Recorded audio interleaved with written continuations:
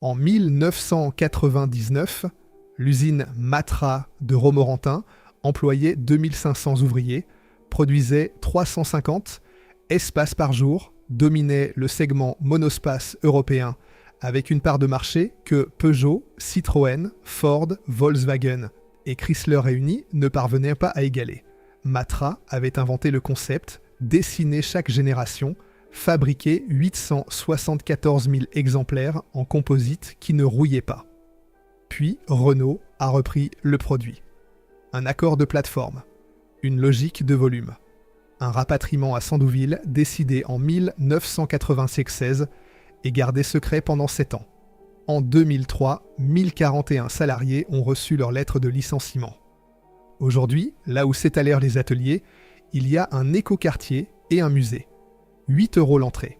C'est l'histoire d'un façonnier brillant étranglé par son commanditaire. De l'entreprise qui a inventé le monospace, qui a fait gagner à Renault des milliards et que Renault a remercié en la laissant mourir. Pas d'un coup, méthodiquement. Sur 7 ans. Si vous êtes déjà monté dans un espace ou si quelqu'un dans votre famille en a eu un, abonnez-vous, parce que vous ne savez pas encore comment cette voiture a disparu. Chapitre 1. Les fondations cachées. Cette histoire commence dans les décombres d'une autre. En 1937, un jeune diplômé d'HEC de 20 ans, Marcel Chassagny, fils de polytechnicien, se voit confier une tâche que personne n'envie. Liquider la Société des avions Bernard, un constructeur aéronautique à l'agonie. Le mandat est clair, fermer, vendre les machines, éteindre les lumières. Chassagny regarde les ateliers, regarde les hommes qui y travaillent, et fait exactement le contraire. Sur les décombres de ce qui devait disparaître, il fonde la Capra, compagnie anonyme de production et de réalisation aéronautique, dont il tient la direction et une bonne part du capital. C'est le geste fondateur de tout ce qui suivra. Un homme devant une ruine, qui choisit de construire plutôt que de démolir.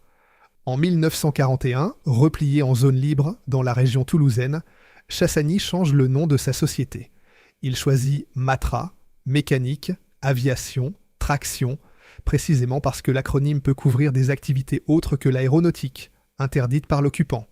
L'homme est discret mais clairvoyant.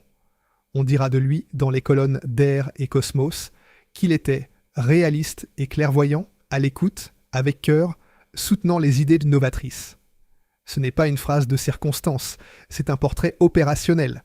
Chassagny accueille les projets qu'ailleurs on jette à la corbeille. L'hélicoptère Cantigno, l'aile souple Ray, les barges qui permettront aux Alliés de franchir le Rhin en 1944. Après-guerre, la société pivote vers l'armement. Les lance-roquettes d'abord, une commande de 12 000 unités par l'armée de l'air en 1955. Puis les missiles RR, le R-511 opérationnel en 1958, le célèbre R-530 en service 5 ans plus tard.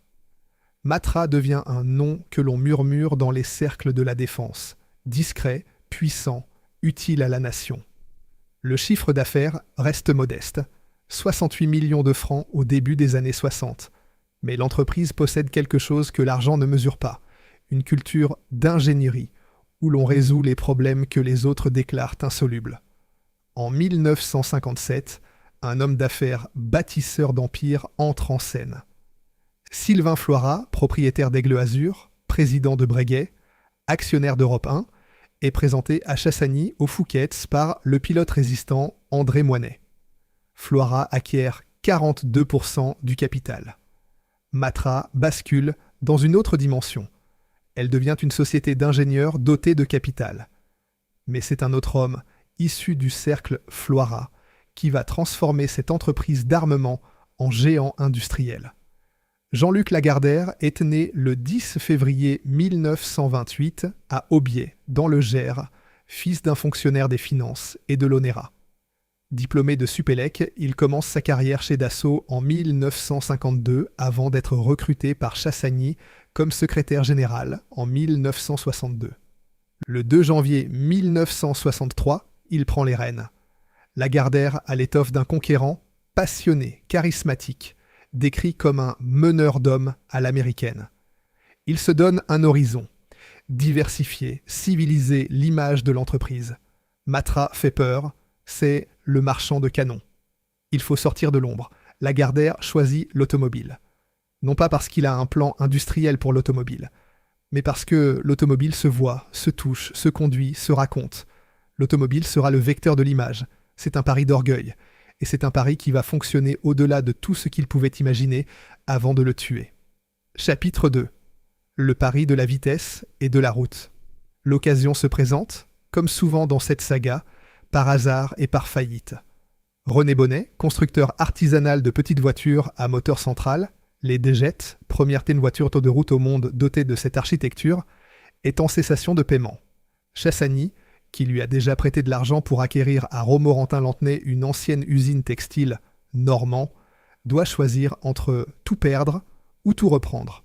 Le 23 septembre 1964, Bonnet démissionne sous la contrainte.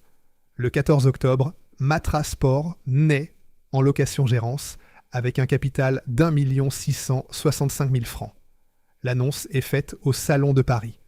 Et c'est ainsi qu'une ville de Sologne, sous-préfecture endormie du Loir-et-Cher, entre dans l'histoire de l'automobile. Romorantin-Lanthenay, sur les bords de la Sauldre, hérite de Matra par la géographie du malheur. Les locaux de l'ancienne manufacture textile normand, fondée vers 1806, étaient tombés en déshérence après la fermeture définitive de décembre 1969. 350 ouvriers licenciés du textile, 6 hectares en centre-ville, le long de la rivière. Matra s'y installe, y reste, y produira toutes ses voitures pendant 40 ans. Le sort de la ville se scelle ce jour-là. Ce qui était un accident de circonstance va devenir une identité. Lagardère mise d'abord sur la compétition.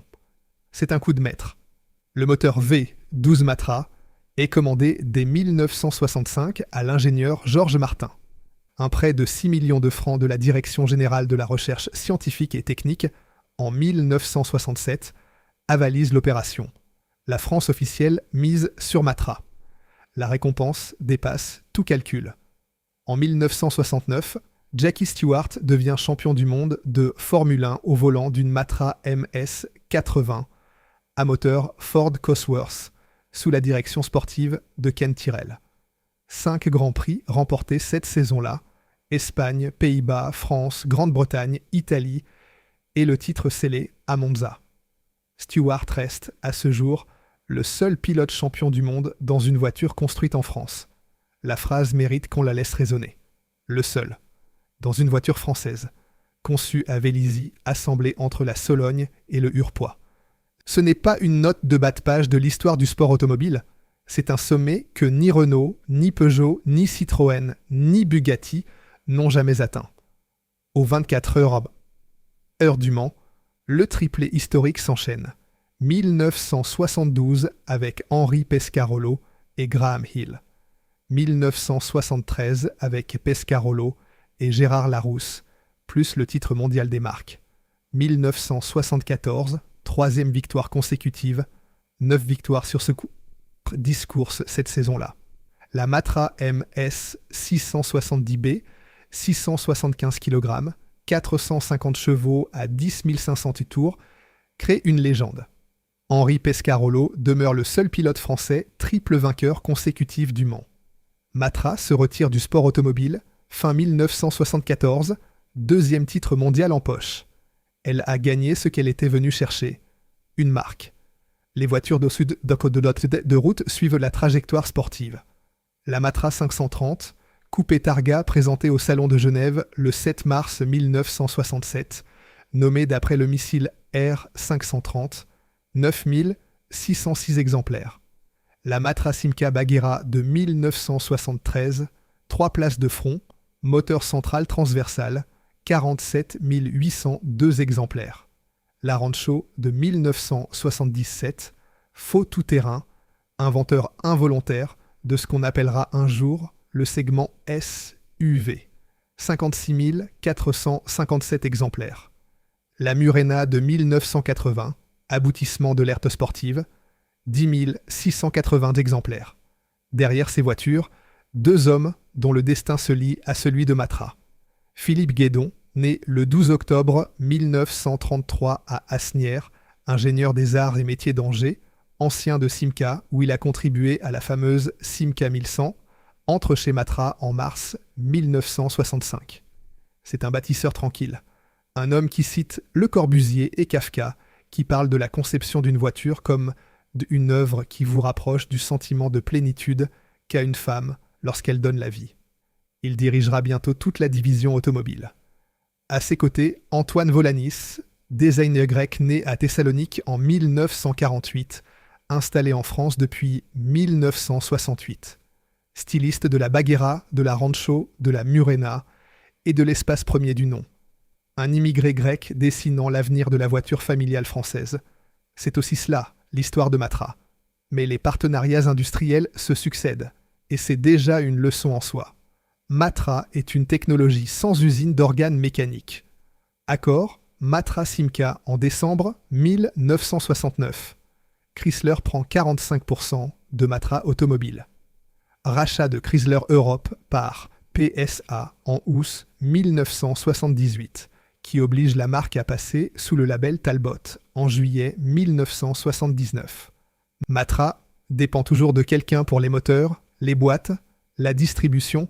C'est cette fragilité contractuelle, si bien camouflée par le succès sportif, qui fera plus tard le lit de la trahison. Quand on a besoin d'un autre pour exister, on existe à la discrétion de cet autre.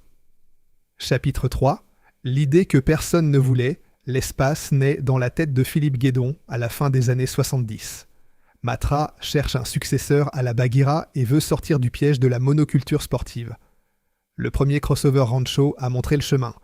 Les familles veulent de l'espace, de la modularité, de la liberté de mouvement. En 1978, Lagardère envoie Guédon aux États-Unis, chez Chrysler, à leur partenaire via Simca. Guédon raconte, des décennies plus tard, sur France 3. Au cours de ses visites, l'ingénieur en question me racontait qu'il avait l'habitude de partir à la pêche avec son fils. Pour ça, il prenait un van pour y dormir. Il se trouve que j'avais un fils qui avait le même âge que le sien et qui aimait la pêche. Le déclic est là, qu'est-ce qui est là. Deux pères qui parlent de leur fils et de la pêche. Une voiture va naître de cette conversation. Antoine Volanis, en un week-end de 1979, trace ce que les initiés appellent le dessin orange, une silhouette monocore à conduite avancée, 3 portes, d'une pureté révolutionnaire. La série des prototypes date s'enchaîne à un rythme que seule une petite structure peut soutenir. P16 en juin 1979, P17 en juin 1980, P18 à la fin 1980, premier mulet roulant sur base Simca. En 1981, le P19 étudie un format urbain, le P20 se cale sur la future Citroën BX. Le bureau d'études de Matra fabrique des prototypes comme d'autres prennent des notes, mais Matra est capitalistiquement lié à PSA via Talbot, et c'est à Peugeot que le prototype est d'abord présenté. 3 rendez-vous scellent le refus. Novembre 1979. Présentation du P16, accueil positif, mais demande d'évolution. Avril 1981. Présentation du P18 roulant sur le circuit de Mortefontaine. Les décideurs voient la voiture rouler, entendent sauter le silence de l'habitacle, touchent la modularité des sièges. Le 4 mai 1981, les maquettes finales sont soumises à la direction de la marque au Lyon. Fin 1981. Le P20 est présenté à Citroën, qui refuse encore plus catégoriquement. En 1982, PSA notifie son refus définitif. Jean Boyau, qui deviendra président de Peugeot SA en 1984, a pourtant prononcé ces mots prophétiques. Ce type de voiture représente un virage aussi important dans le domaine de la carrosserie que le diesel dans celui de la mécanique. Il y a ceux qui le prendront, il y a ceux qui ne le prendront pas. PSA ne l'a pas pris. Les raisons sont moins caricaturales que la légende ne le suggère. Le groupe sort de 2 opérations de rachat gigantesques, Citroën en 1974, Chrysler Europe en 1978, qui ont vidé ses caisses. La seconde crise pétrolière, l'absorption chaotique de Talbot, et surtout 2 programmes déjà engagés, la Peugeot 205 et la Citroën BX, qui sauveront effectivement le groupe, ne laissent aucune place à un monospace coûteux et incertain. PSA lancera finalement le trio Peugeot 806 Citroën, Évasion Fiat Ulysse en 1994, 10 ans de retard. Par peur. Reste Renault. Guédon songeait à BMW. Lagardère impose Renault. Un partenaire français, un partenaire d'État. En décembre 1982, rendez-vous à Billancourt. Bernard Hanon, PDG de la régie depuis 1981, marqué par son passage aux États-Unis comme responsable marketing chez Renault Incorporated, écoute, regarde et prononce la phrase qui va faire basculer l'histoire. C'est la voiture à laquelle on aboutira naturellement lorsque l'on aura dépassé toutes les vanités automobiles. Puis il ajoute, narquois, ce qui m'intéresse dans ce genre de projet, c'est qu'on ne sait pas si on va en faire 80 badges voitures pour Conan par jour ou 800. En juin 1983, l'accord de coopération est signé. Le deal est simple, et c'est précisément cette simplicité qui deviendra le piège. Matra conçoit. Matra fabrique à Romorantin. Renault fournit les organes mécaniques, moteurs, bois de mode de vitesse, et commercialise sous son losange à travers son réseau. Code projet. P23 chez Matra, J11 chez Renault. Le nom est trouvé début 1984, Espace. Il inaugure le slogan « Les voitures à vivre ». Tout est en place. L'inventeur, le fabricant, le distributeur. Mais dans cette trinité, 2 des 3 rôles appartiennent à Matra, et le 3e, celui qui a le contact avec le client, celui qui encaisse, appartient à Renault.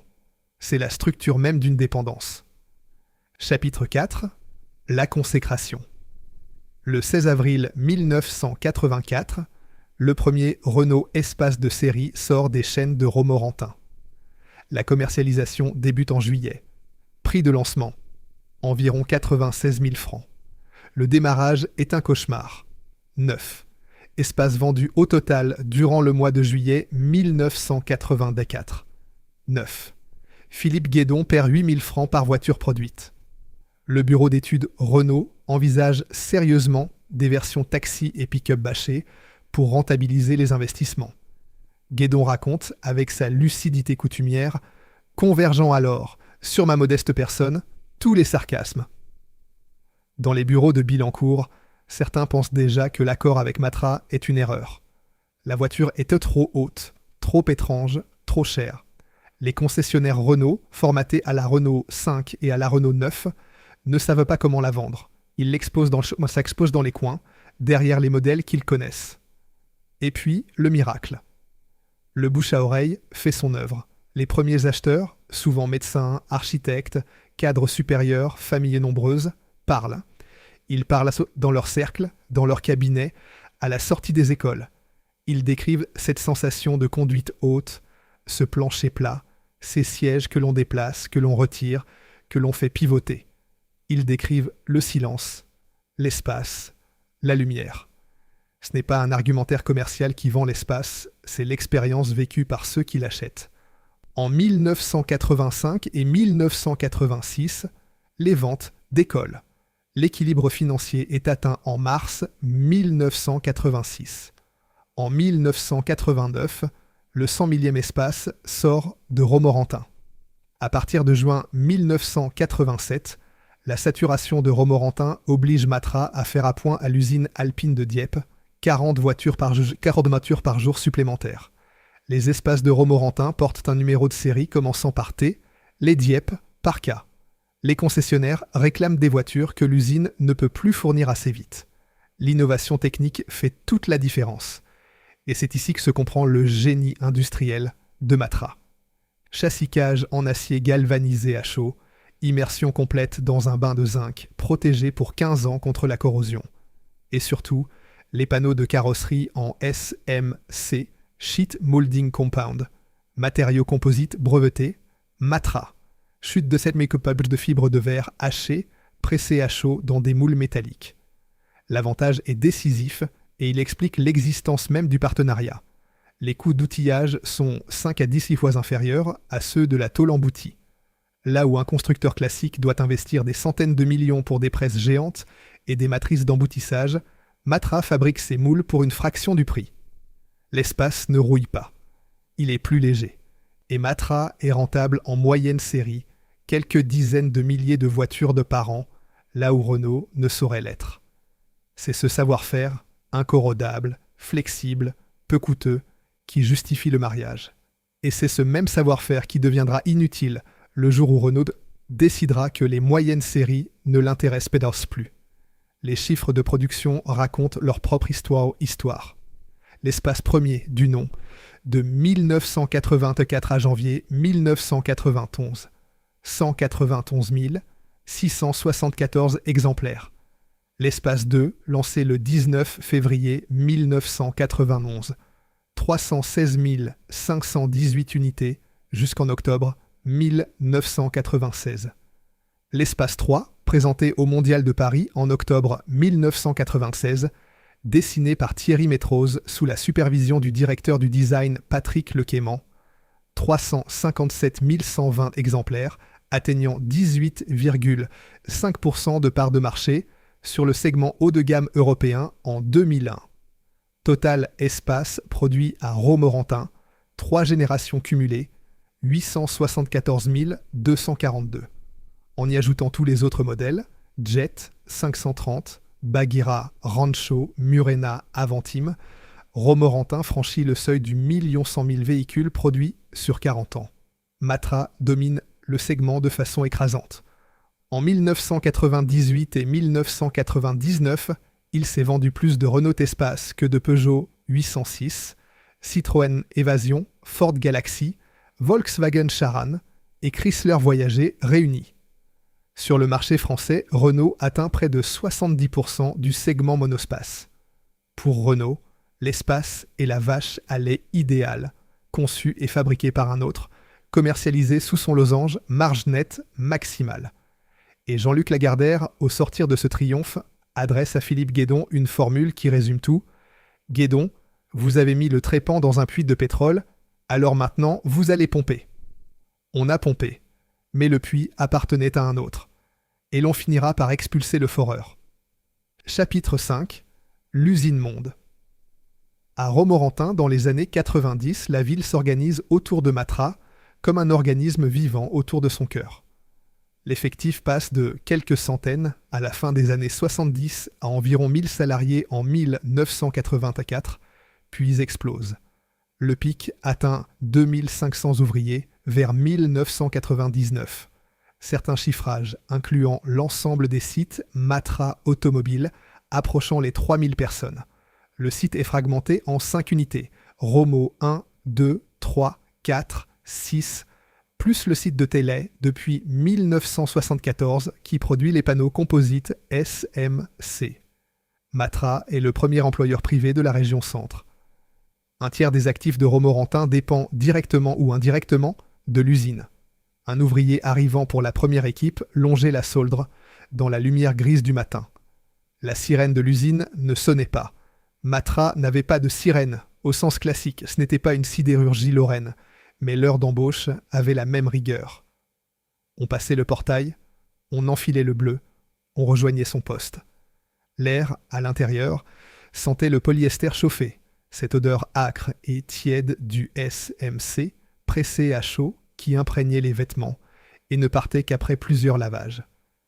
Les ouvriers de Romorantin reconnaissaient cette odeur, les yeux fermés. C'était l'odeur de leur travail, c'était l'odeur de Matra. Le comité d'entreprise est puissant. La coopérative fournit, les colonies de vacances accueillent les enfants, la sociabilité ouvrière se tisse dans les clubs sportifs et les sorties organisées. Nassira El Moadem, née à Romorantin en 1984, fille d'un ouvrier marocain de Matra, a raconté dans son livre « Les filles de Romorantin », publié en 2019, l'identité d'une ville forgée par l'usine, la fierté du geste industriel, la certitude collective que cela durerait toujours. On ne faisait pas seulement des voitures à Romorantin, on faisait partie de quelque chose. Les familles maghrébines, les familles portugaises, les familles solognotes travaillaient côte à côte sur les mêmes lignes d'assemblage, envoyaient leurs enfants dans les mêmes colonies, faisaient leurs courses à la même coopérative. L'usine ne supprimait pas les différences, mais elle créait un seul commun, celui du travail partagé, du savoir-faire transmis, de l'appartenance à une même maison. Et puis il y a les folies de la technique qui disent la vitalité de cette maison. L'espace F1 en 194 995 pour les 10 ans de l'espace. Châssis monocoque carbone de Williams F1, V 10 Renault R S5 de 3,5 litres, développant 800 chevaux, 0 à 100 km/h en 2,8 secondes, vitesse de pointe 312 km/h. Un monospace plus rapide qu'une Formule 1 en accélération pure. Seul Matra pouvait concevoir pareil paradoxe, parce que seul Matra avait dans ses murs des ingénieurs qui passaient du missile au monospace, de la fibre de carbone au SMC, de la piste à la route, avec la même rigueur et la même liberté d'esprit. Le concept Renault Zoom de 1992, véhicule électrique à empattement variable, est un autre signe de cette inventivité permanente. Le bureau d'études de Trappes ne dort jamais. Il invente, il cherche, il propose. Philippe Guédon, qui dirige l'ensemble, cultive cette culture du projet. Pour un ingénieur de Matra automobile, il n'y a pas de mauvaises idées. Il n'y a que des idées pas encore testées. Tout, à Romorantin, respire la santé. 350 espaces par jour sortent de course à main de la ligne d'assemblage. Les carnets de commandes débordent. Les cadences fontaines d'annonces sont soutenues, mais pas inhumaines. C'est une usine à taille d'homme, pas une méga plateforme. Les ouvriers connaissent les noms de leurs contremaîtres, de leurs chefs d'équipe. Certaines familles ont père et fils sur les mêmes chaînes. Chapitre 6. L'apogée et le poignard caché. L'année 2001 marque le sommet. 357 120. Espace 3 produits depuis 1996. 18,5% de part de marché sur le segment haut de gamme européen. Romorantin produit à plein régime. Les sous-traitants sont à pleine charge. La ville vit. Mais dans les couloirs de Billancourt, une décision a déjà été prise. Cela fait 5 ans que Matra est condamné, et personne à Romorantin ne le sait. C'est précisément en 1996 que Renault a scellé le sort de Matra Automobile. Le communiqué officiel du groupe Lagardère du 26 février 2003 l'assumera sans ambiguïté. C'est la décision de Renault, prise en 1996, de retirer de Romorantin la fabrication de la 4e génération de l'espace pour la réaliser dans son usine de Sandouville, qui avait conduit les deux partenaires historiques à lancer ensemble l'Aventime. Pendant cette année, Renault laisse Matra développer l'espace 3, investir, produire, embaucher, former, espérer, tout en sachant que la suite se fera sans lui. Mais revenons à la genèse de cette décision, car elle ne tombe pas du ciel. Elle est le produit d'hommes, de logique et de circonstances que l'on peut nommer avec précision. Le premier de ces hommes est Louis Schweitzer, PDG de Renault depuis 1992. Né en 1942 à Genève, petit-neveu d'Albert Schweitzer, cousin germain de Jean-Paul Sartre, énarque, inspecteur des finances, ancien directeur de cabinet de Laurent Fabius de 1981 à 1986, ce que Libération surnomme alors le Premier ministre bis. Schweitzer est un stratège, et sa stratégie, dès le début des années 90, est de faire de Renault un constructeur mondial intégré. Or, en 1993, l'année de la privatisation partielle de la régie, Jean-Luc Lagardère avait un rêve: apporter Matra Automobile dans la corbeille et devenir le principal actionnaire privé de Renault. Il en parle à Guédon comme d'une évidence stratégique. Schweitzer et le Premier ministre Édouard Balladur s'y opposent frontalement. La blessure est personnelle. Elle est aussi stratégique.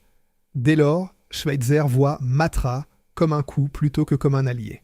Matra fabrique un produit rentable, mais Renault paye un intermédiaire pour un produit qu'il pourrait, en théorie, fabriquer lui-même. Puis arrive l'homme du choc culturel. Carlos Ghosn, recruté par Schweitzer en octobre 1996 comme directeur général adjoint, numéro 2 de Renault. Polytechnicien ancien de Michelin pendant 18 ans, Ghosn apporte une doctrine: tuer le coût partout où il se cache. Il lance le plan 20 milliards, 20 milliards de francs d'économie en 3 ans et supervise en 1997 la fermeture de l'usine Renault de Vilvoorde en Belgique. 3100 emplois supprimés d'un trait de plume. Le surnom est définitif, le cost killer. La logique qui condamne Matra est froide et elle est arithmétique. L'espace a franchi un seuil de volume qui rend le recours à un façonnier économiquement discutable. La future génération doit partager sa plateforme avec la Laguna 2 et la Velsatis, toutes deux produites à Sandouville. Le passage à la tôle d'acier, technologie interne Renault, remplace le composite Matra. Et par-dessus tout, l'alliance Renault-Nissan, signée le 27 mars 1999, Renault prend 36,8% du capital de Nissan, puis 44%, impose une rationalisation planétaire. Réduire de 24 à 12 le nombre de plateformes du groupe. Dans ce schéma, Matra n'a plus de place. L'entreprise qui a inventé le monospace, qui l'a conçu, dessiné, fabriqué, perfectionné sur 3 générations, qui a fait gagner à Renault des milliards de francs de marge, est devenue un obstacle à la standardisation. Schweitzer, Gossen, Georges Douin, directeur plan produit, polytechnicien, et Pierre-Alain de Smed, belge, ancien de Seat, où il a réduit les effectifs de 30 000 à 12 000 salariés. Nommé directeur général adjoint industrie et technique de Renault en mai 1999, toute la ligne hiérarchique est alignée sur une seule conclusion. Matra doit mourir. Mais on ne le dira pas. Pas encore. Pas comme ça. Il faut d'abord offrir un lot de consolation, un dernier produit, un dernier espoir, un dernier piège. Et à Romorantin, pendant ce temps, 350 espaces par jour continuent de sortir des chaînes. Les ouvriers ne savent rien. Ils travaillent, ils fabriquent, ils espèrent. Ils ont raison d'espérer, leur travail est bon. Ce qui va les détruire, ce n'est pas la qualité de leur travail, c'est la décision d'un autre. Chapitre 7. L'Avantime ou le piège raffiné. Pour adoucir la rupture qu'il a déjà décidée, Renault offre à Matra un dernier projet. En 1998, Schweitzer et Guédon signent un nouvel accord. Matra concevra et produira un véhicule inédit, commercialisé sous le losange Renault. L'idée vient de Guédon lui-même. Et c'est peut-être la cruauté la plus raffinée de cette histoire.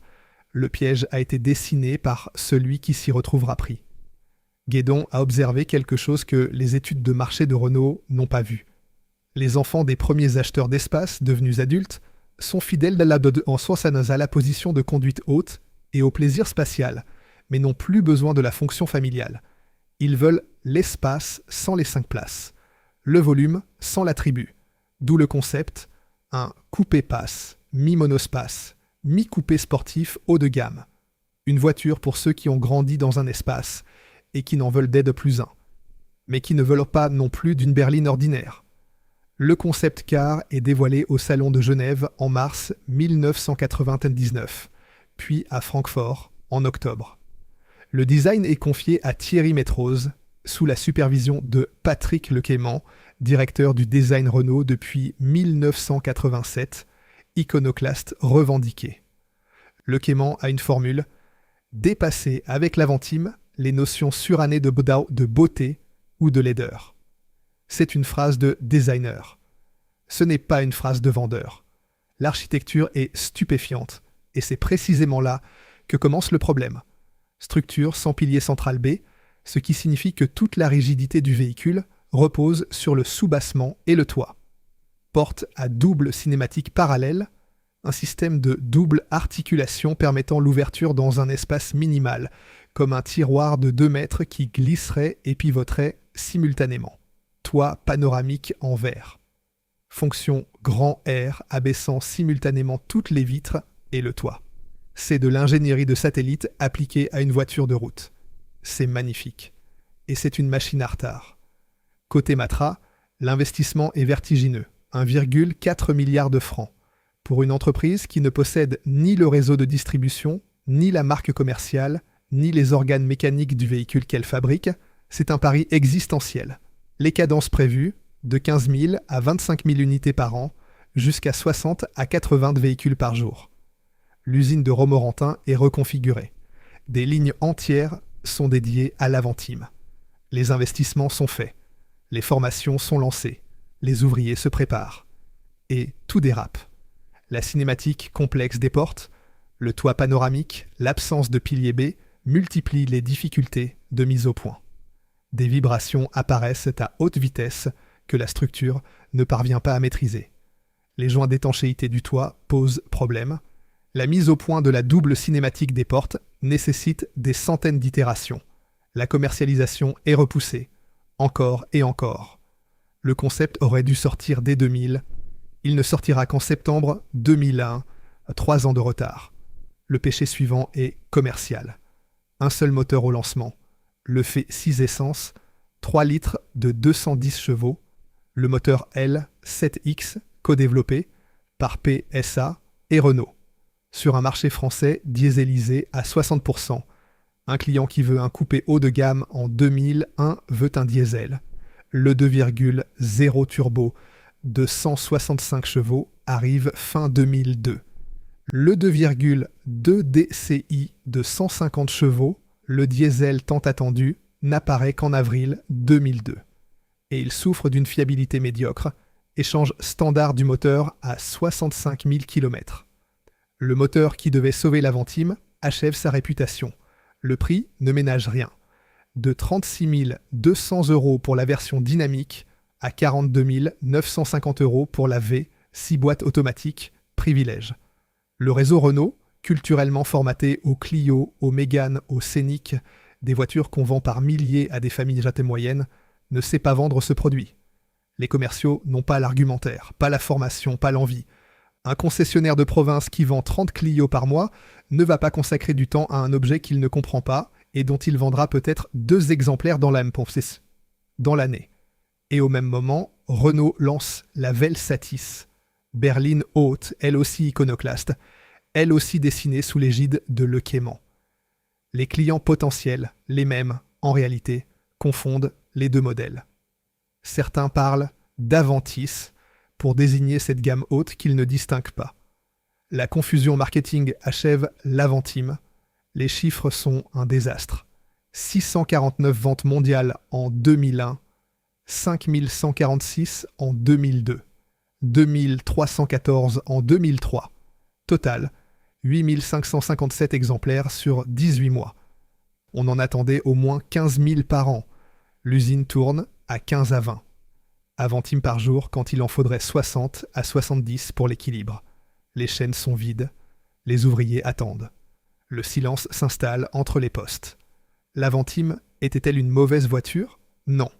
C'était une voiture brillante, née trop tard, vendue trop cher par un réseau qui ne la voulait pas, à côté d'une concurrente interne qui la cannibalisait, dans un marché qui exigeait un diesel qu'elle n'avait pas.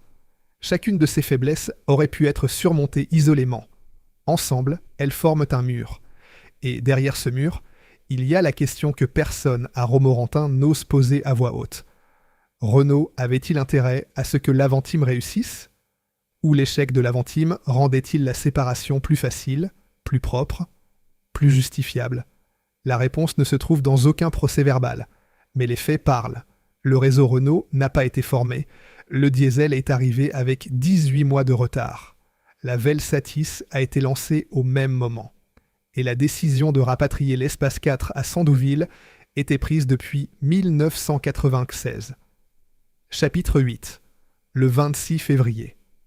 Pendant ce temps, en parallèle, le dernier Espace 3 sort de Romorantin en septembre 2002.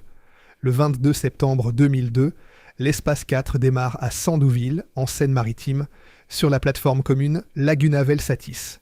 Loin de la Sauldre, loin de la Sologne. Dans un autre monde.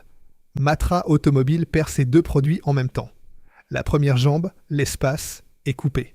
La seconde, l'Aventime, saigne.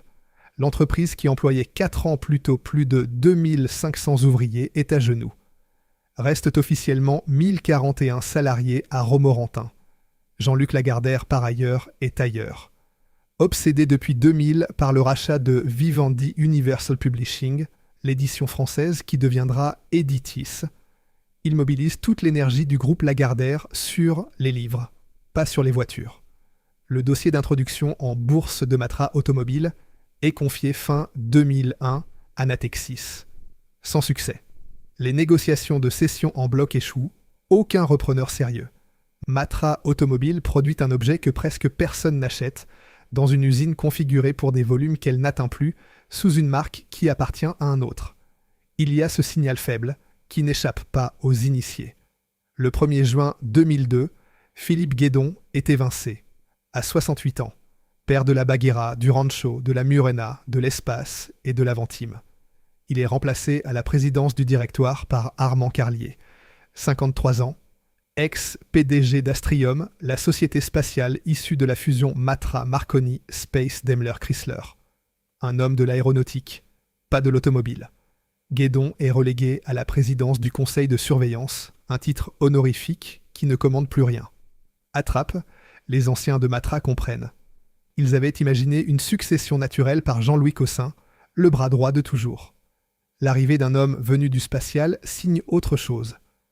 Lagardère prépare la sortie. Le comité central d'entreprise est convoqué à Traps, au siège social de Matra Automobile. Le 26 février 2003, la direction lit le communiqué. Constatant l'échec commercial de l'Aventime, Matra Automobile a décidé d'en interrompre la production. Cette décision d'arrêt entraîne un certain nombre de conséquences et conduit notamment à l'ouverture d'un plan de sauvegarde de l'emploi dans les établissements de Romorantin et Pissaloupe de Matra Automobile.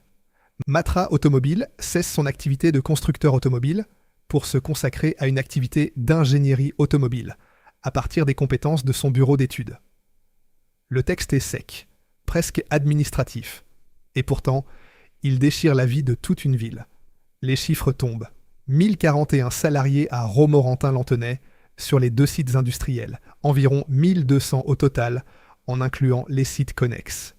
Sur le bassin, avec la sous-traitance, Matra Venture Composite à Teillet, Cielloir pour les sièges, Sodexo, transport, nettoyage, près de 7000 emplois sont menacés, selon les chiffrages syndicaux. Seule une unité d'une centaine de salariés sera maintenue à Romorantin pour les pièces de rechange. Au siège de Trappes-Pissaloupe, environ 200 emplois d'ingénierie seront conservés, une réduction de moitié. Jean-Luc Lagardère, au siège parisien, accompagne l'annonce d'une déclaration « La mise en œuvre du plan de sauvegarde de l'emploi doit être exemplaire ». De même, s'agissant des actions de réindustrialisation du bassin d'emploi de la région centre, en étroite collaboration avec le préfet, les élus locaux et régionaux. Les mots sont nobles. Les actes sont un plan social. À Romorantin, ils sont reçus comme une insulte. Le lendemain, 27 février, Lagardère entre à la clinique du sport à Paris pour une prothèse totale de hanche. L'opération se déroule normalement. Il rentre chez lui le 7 mars, dîne en famille avec le couturier Emmanuel Ungaro et Marie-Laure de Villepin. Le 8 mars, son épouse Betty le retrouve dans le coma, sur le sol de sa chambre. Il est admis en réanimation à l'hôpital Lariboisière, sous la responsabilité du professeur Didier Payen de la Garandrie. Le 14 mars 2003, à 22h59, Jean-Luc Lagardère meurt. Diagnostic : encéphalomyélite aiguë disséminée auto-immune, une maladie neurologique extraordinairement rare, 400 à 1000 cas diagnostiqués dans le monde chaque année. Il avait 75 ans. 14 jours après avoir signé l'arrêt de mort de Matra Automobile. Le lendemain de la première grande manifestation ouvrière à Romorantin. La Nouvelle République titre « Jean-Luc Lagardère, patron de légende ». Et dans les rues de Romorantin, la ville qui marche contre sa décision pleure son cercueil. L'ironie est totale. Elle est insoutenable. Arnaud Lagardère, fils unique de Jean-Luc, né en 1961, est immédiatement nommé gérant et associé commandité de Lagardère SCA. C'est à lui qu'incombe l'exécution du plan décidé par son père. Il l'exécute. Chapitre 9. La ville qui marche, l'intersyndicale CGT, CFDT, FOCGC, appelle à la mobilisation. La CGT locale, sous l'égide de l'Union locale de Romorantin, porte l'énergie du combat. C'est elle qui engagera les procédures juridiques pendant près de 10 ans. Le 15 mars 2003, la première grande manifestation rassemble plus de 1600 personnes. Sur les pancartes, on veut du boulot à Romo et Renault, créateur d'automobiles, Lagardère, créateur de chômeurs. Les commerçants affichent leur soutien dans leurs vitrines. Des boulangeries aux bureaux de tabac, la ville entière est solidaire. 3 jours plus tard, le 18 mars, le cortège s'élargit. 600 travailleurs de Matra prennent la tête d'une marche qui rassemble près de 3000 personnes. Les sous-traitants sont là.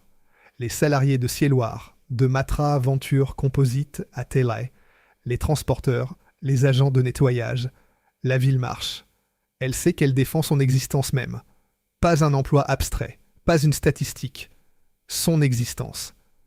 Du côté politique, la mobilisation est réelle mais impuissante. Jeannie Lorjou, maire PS de Romorantin-Lanthenay depuis 1985, historien de formation passé par Sciences Po, défend sa ville avec acharnement. Celui qu'on surnomme le Lion de Sologne a curieusement travaillé comme directeur d'édition chez Hachette, filiale du groupe Lagardère, avant de devenir maire.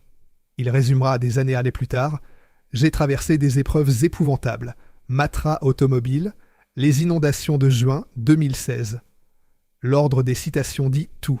La fermeture d'abord, l'inondation ensuite, la mort de l'usine avant la crue du fleuve.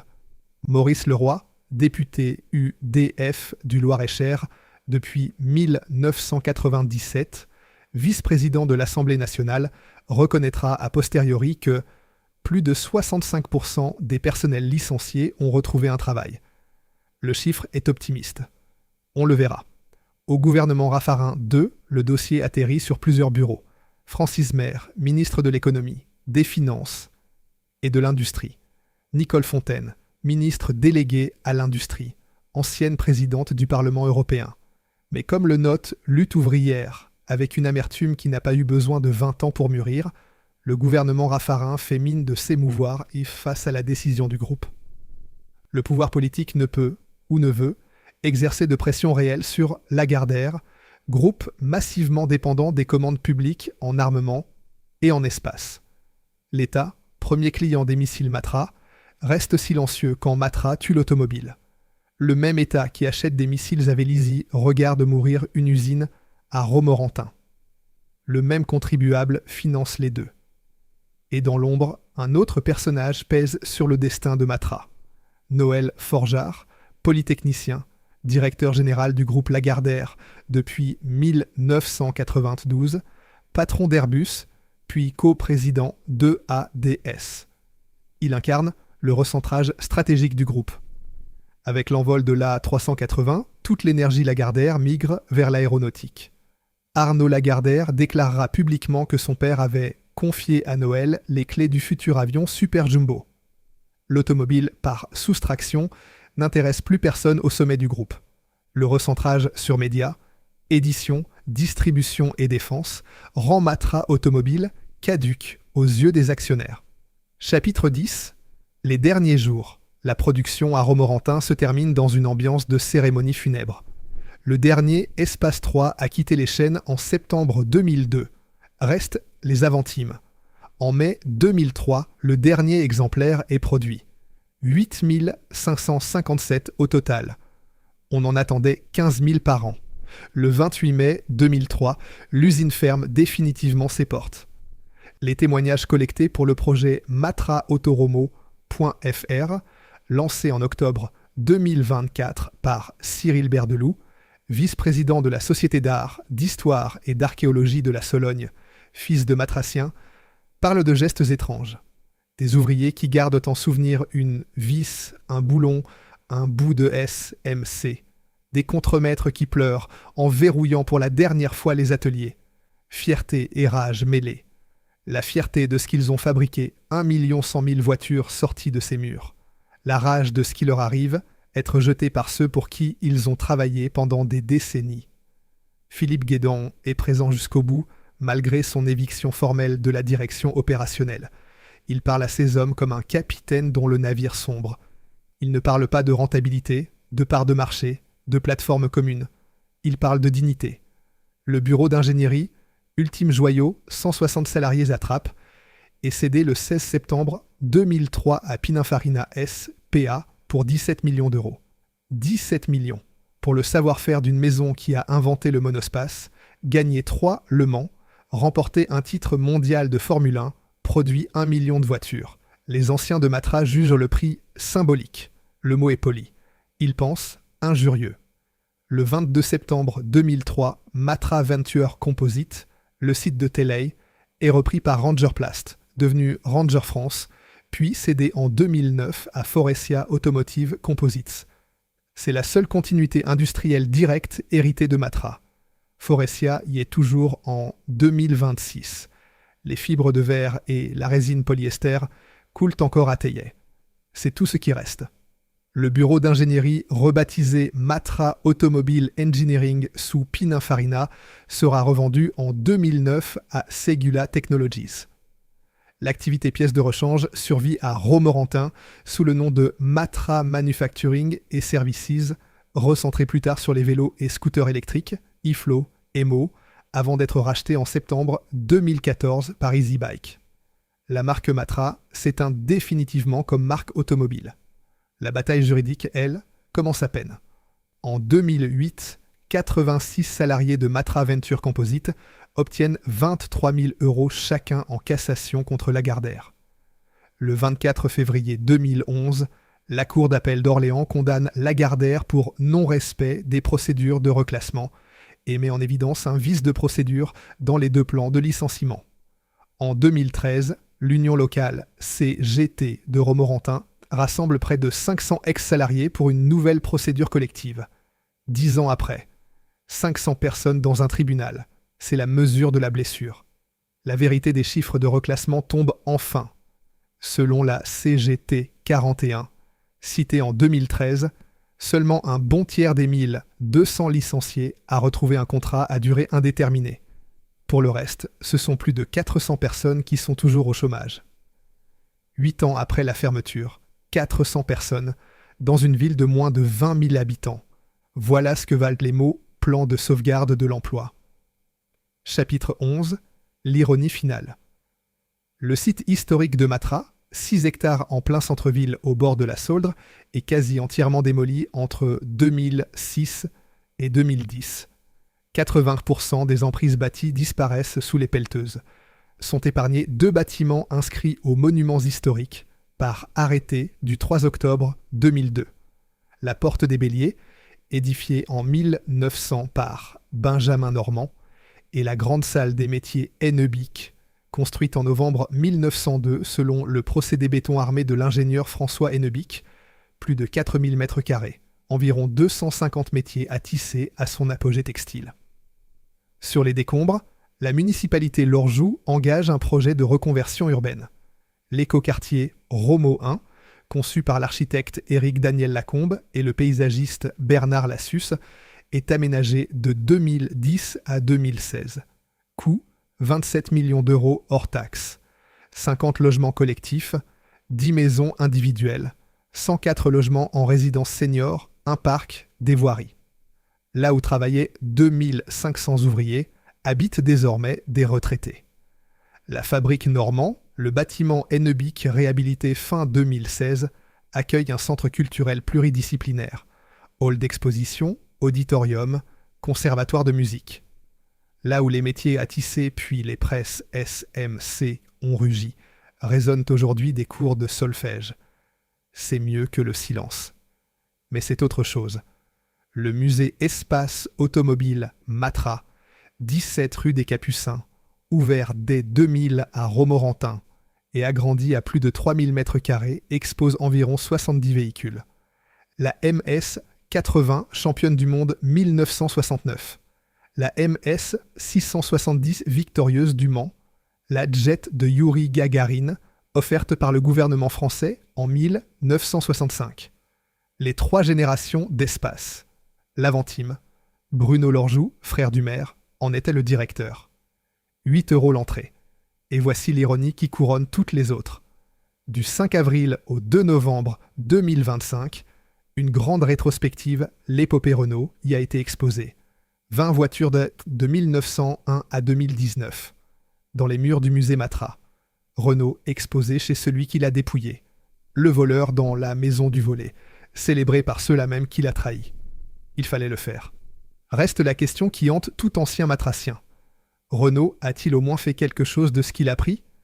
Renault Espace 4, produit à Sandouville du 22 septembre, 2000 2 au 14 avril, 2015, 352 289 exemplaires en 13 ans.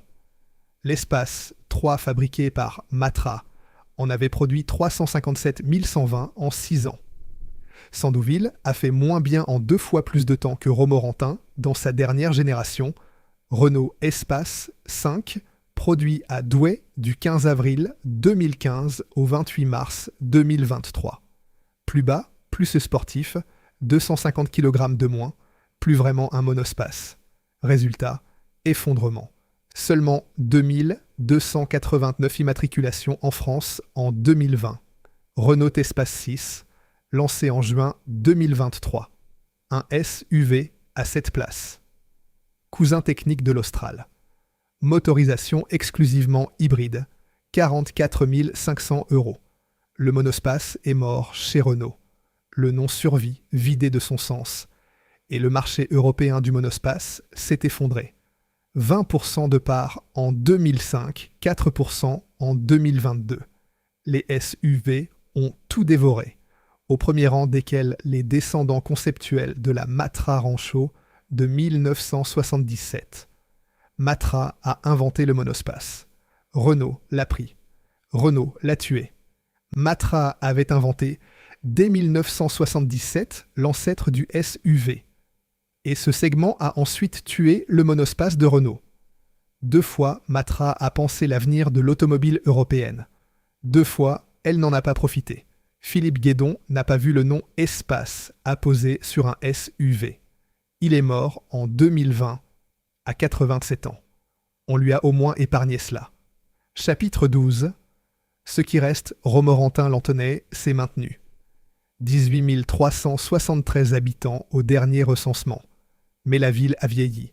Son centre-ville, selon Nassira El Moadem, ressemble à une nécropole commerciale. Un café de la ville porte, en dérision amère, le nom de La Belle Époque. Le revenu médian annuel, 22 130 € en 2018, reste inférieur de 1 800 € à la moyenne nationale. 57,7% des foyers fiscaux ne sont pas imposables. Le chômage oscille. 8,8% en 2003, 16,97% en 2013 dans la zone d'emploi, au plus noir, puis redescente à 6,5% en 2023, portée par la faible densité et le départ des jeunes. La reconversion économique s'articule autour d'une plateforme logistique, des transports, Brigger, des zones d'activité, du Center Park voisin. Mais aucun investisseur industriel de l'envergure de Matra n'a succédé à Matra. Personne ne pouvait succéder à Matra. L'entreprise qui a inventé le monospace n'était pas remplaçable par une plateforme logistique. En mars 2026, Jeannie Lorjou, candidat à un 8e mandat, est battu. Louis de Redon, ingénieur agronome, ancien conseiller à Matignon, devient le nouveau maire. La page Matra se tourne même politiquement. La Porte des Béliers, monument classé, tient debout au bord de la Sauldre comme une sentinelle du souvenir.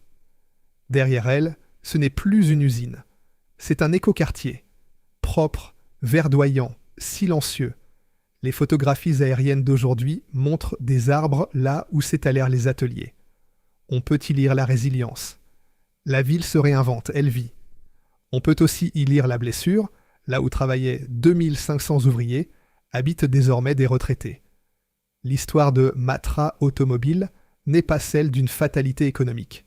C'est celle d'un choix, d'une décision prise à froid en 1996 par des hommes que l'on peut nommer, gardée secrète pendant 7 ans, exécutée sans ménagement en 2002-2003. Le génie industriel n'a pas protégé Matra de la vulnérabilité capitalistique. Le succès commercial n'a pas protégé Romorantin de la rationalisation planétaire. L'État n'a pas pesé. La mémoire ouvrière, elle, a pesé. Elle a engagé des procédures pendant 10 ans, fondé un musée, écrit des livres, obtenu en 2011 une condamnation juridique du groupe Lagardère. Elle continue de travailler, 23 ans après, à faire reconnaître ce qu'elle a vécu pour ce que c'était. Le 28 mai 2003, les portes de l'usine se sont fermées pour la dernière fois. Les presses SMC se sont tues. L'odeur de polyester chauffé a disparu des ateliers. Mais à Romorantin, certains soirs, dans la lumière rase qui tombe sur la Sauldre, ceux qui y ont passé leur vie jurent reconnaître encore cette odeur âcre et tiède qui imprégnait le bleu de travail, qui ne partait qu'après plusieurs lavages, et qui était, pour ceux qui la portaient, la preuve qu'ils fabriquaient quelque chose. 1 100 000 voitures sont sorties de ces murs. Conçues par Matra, fabriquées par Matra, vendues sous le nom d'un autre.